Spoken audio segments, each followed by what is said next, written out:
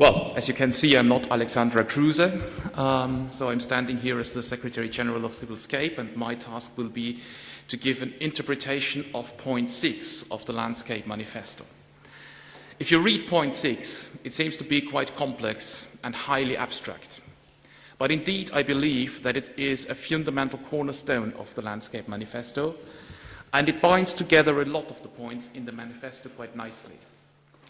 It is fundamentally based on a holistic view on landscape, a view very beautifully defined by Alexander von Humboldt, 2 centuries ago. And what a better place to quote Alexander von Humboldt than the Canary Islands. Humboldt defined landscape as the totality of all the aspects of a region, and then he continues, and I distilled that into a half sentence, as perceived by man. If you take that definition, then it is more or less one by one reflected by the European Landscape Convention. But it is by no means a new one, and was not new when Alexander von Humboldt defined it 200 years ago. In fact, 700 years ago, the senators of the Italian city-state of Siena had commissioned 4 wall paintings to decorate the 4 walls in their main hall in the town hall of Siena. And these murals depicted the impact of the good governance on the city and on the landscape, and the impact of the bad governance on the city and on the landscape. And what you see here is the impact of the good governance on the landscape. So there was a very clear understanding that the way we perceive the landscape and the way we act has an enormous influence on the landscape itself. Now, as the counterpart to that mural is heavily damaged, it gives me the chance to counteract it with a modern image. Well, the effect of bad government, in that case, on the urban landscape of Liverpool, but you could do the same thing with Manchester, Birmingham, and a lot of other places in the world. Heavily struck by economic crisis, depopulation, social problems leading to alcoholism, violence, and crime.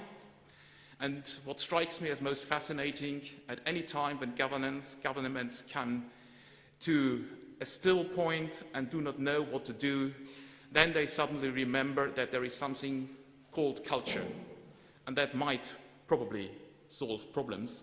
And then they start to build up huge cultural programs to reconstruct the cities or landscapes as living places for people again. Now, the way we perceive the landscape has enormous impact on how we act towards the landscape. If you look at that painting by Peter Bruegel the Elder from the 16th century, the corn harvest, you can see the harvesters reaping the corn, and the corn is standing as high as the people who are reaping it by hand, of course.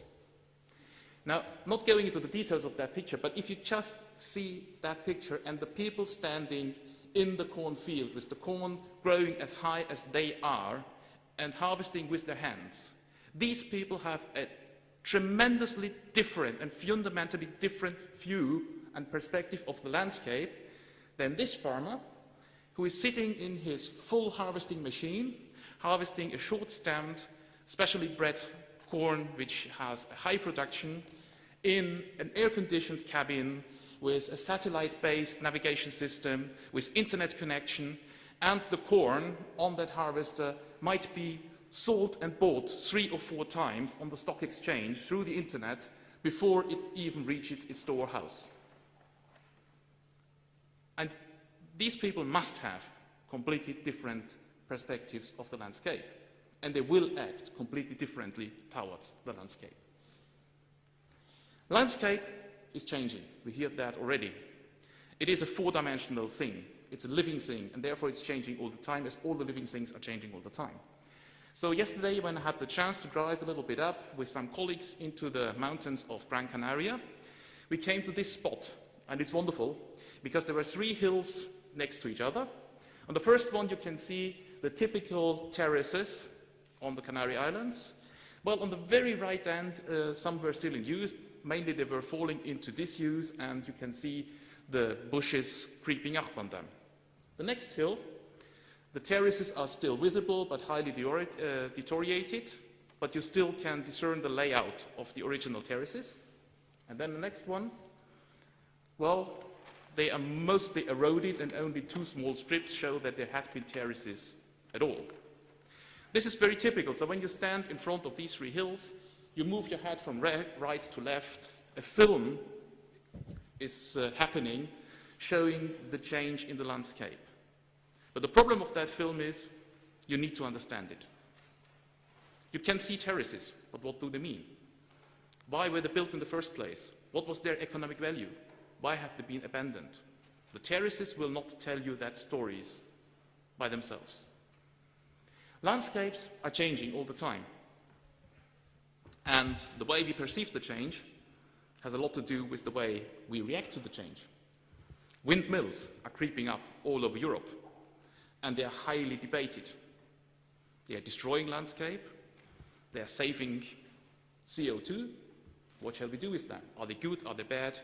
And people are quarreling about the windmills. What we often forget is that windmills are nothing new. In the 16th century, windmills crept up all over the north of Europe, and people saw them as a harbinger of new times, of scientific, industrial, and economic success and progression. They were put into the landscape paintings of the Dutch landscape painters very, very prominently, and they had high symbolic value in those paintings. They were not single windmills standing alone, but there were wind farms already, like the rest of one, which once were 24 windmills on a small island in the front of Estonia. And the big stone-built windmills, which really were visible from a very far distance, today are restored very carefully, not to produce energy, but as an asset for tourism, with a completely new meaning. Well, I don't need to tell you about touristic landscapes on Gran Canaria. But what you can see here, of course, one of the big problems with that is that you create a landscape for tourism which destroys the landscape for which tourists came in the first place. That's one of the big challenges in managing touristic landscapes, and they have their own piece of art. I did that pictures yesterday on the harbor, on the beach of Gran Canaria, a sand sculpture on the way of production. Now, as I said, landscapes tell you stories. If you look at that picture from Lancashire in England, this is what you expect. The green, lush fields of England. Highly structured, narrow road, stone walls, highly structured landscape, little stone-built church, beautiful, romantic. What you don't see in that picture are animals. You don't see sheep and cattle, and there is a reason for that. That picture was taken in 2001 at the height of the mouse and foot disease, and all the sheep and cattle had been killed. That's why they are not on the fields. But you have to know that to understand that picture. When you know it, it suddenly is not longer just a romantic view of the English landscape, but it's quite a scary picture of the perils of modern agriculture. This is strip mining in the heart of Ireland, Dowries. They take away the turf, they burn it in that plant in the background to produce heat and energy.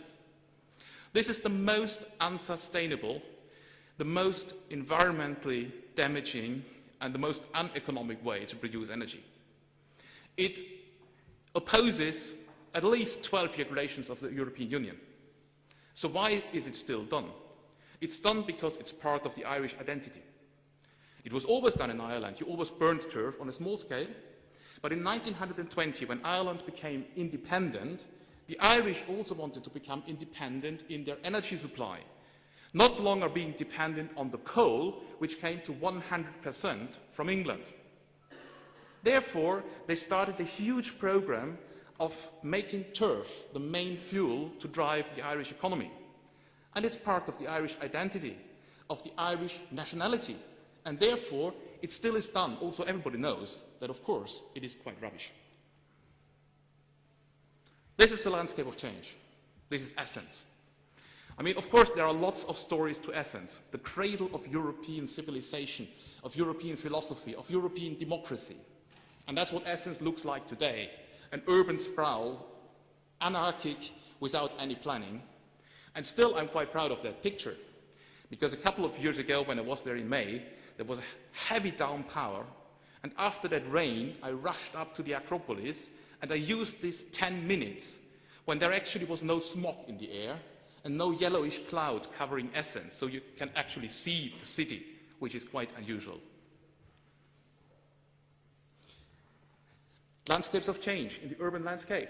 This is Lyon, UNESCO World Heritage for its beautiful medieval and Baroque city center. But what you see in the skyline are the apartment blocks constructed by Le Corbusier.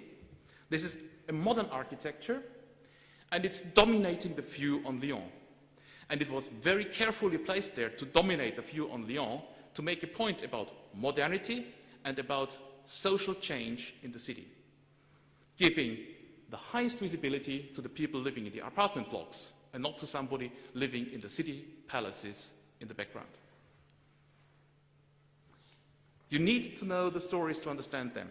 When we went up to the snow peak in Gran Canaria, the highest point on this island, yesterday, we came across that hole in the rock. Now, if you just come across that, it's just that, a hole in the rock. But there was a parking place which attracted our attention. There were information plates set up. There was a protective roof over that. So we could read the story of that hole, and it's a fascinating story. It was cut into the rock 3 centuries ago to store snow in the winter so that it could be brought down in the summer. It was commissioned by the convent priests of the Cathedral of Gran Canaria, just around the corner, so that they could have a nice glass of chilled white wine in the summer heat, in a time when you had no refrigerators and no electricity. It's marvelous as a story, but that hole will not tell you the story. You need somebody to interpret it, to communicate it to you. That's why we need study on the landscape, we need scientific research, but we also need communication to the tourists, to the visitors, but of course also to the people living in the landscape. And not just communication to the people, we need them to talk with the scientists as well, because these stories are part of their identity. Food is a great part of identity. Bacalhau, the stockfish, dried, coming from the high north of Europe to the very hot countries, especially to Spain and Italy. And if you eat the recipes they have up there in Sweden and Finland, they are very bleak and, well, not really tasteful. If you eat the ones which have been devised here in the southern parts of the world, they are wonderfully spicy and brilliant, and you really will love them. And there is a lot of stories about that, about trade, about preserving of food, about connections throughout Europe and even the world, hundreds of years ago. But again, if you eat that local food, it's more than just eating food. It's history, it's identity. But you need to be told the stories behind it to fully comprehend and appreciate how interesting and important that sort of regional cuisine is. Even then, when it can be quite disgusting, like the rotten herring in Sweden, where you get fermented herring in a can, and if you open the can, do it against the wind. And the Swedish eat it together with aquavit. Well, if you do it the first time, drink the aquavit first. And it makes the experience much more bearable. But there is a story behind that as well, and it's an important one. Language. Do I tell you in Spain how important language is? 2 copies of Asterix in Spain, one in Castilian and one in Catalan. I think I do not need to explain more than that. So, landscape is a changing thing, it's a living thing, it's about emotions, like the canary bird, which is a nice and very sympathetic ambassador of the Canary Islands. And with that picture, which I took yesterday, to curry the favor with all the participants from the Canary Islands, I will stop my lecture. Thank you very much.